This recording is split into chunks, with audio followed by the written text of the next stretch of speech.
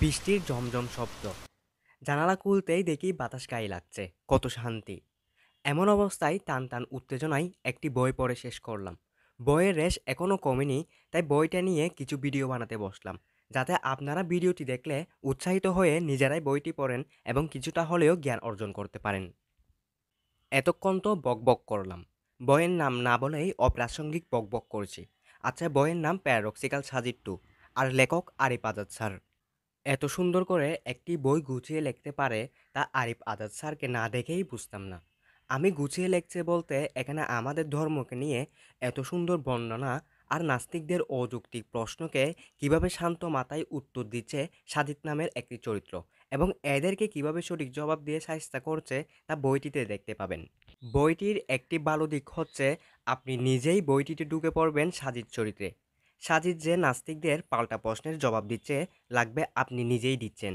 বইটির আরও একটি ভালো দিক হচ্ছে এটাতে স্যার আরিফ আজাদ তার সব লেখাকে বিভিন্ন ঘটনার মাধ্যমে বর্ণনা করেছেন, যার মাধ্যমে একঘেয়েমি লাগার কোনো প্রশ্নই ওঠে না। বইটি নিয়ে আরও কিছু বলতে গেলে এক কথায় ইসলাম বিরোধী মানুষদের সঠিক জবাব, এবং সাথে আমাদের না জানা আরও কিছু জিনিস জানা, যা জানলে আমাদের ধর্মের প্রতি গভীর ভালোবাসা আরও বৃদ্ধি পাবে, সাথে আমাদের ইসলাম সম্পর্কে জ্ঞান বাড়বে। এই বইকে নিয়ে যত বলবো তত কম হয়ে যায়, তাই আপনারা নিজেরাই পড়ুন আর জানুন।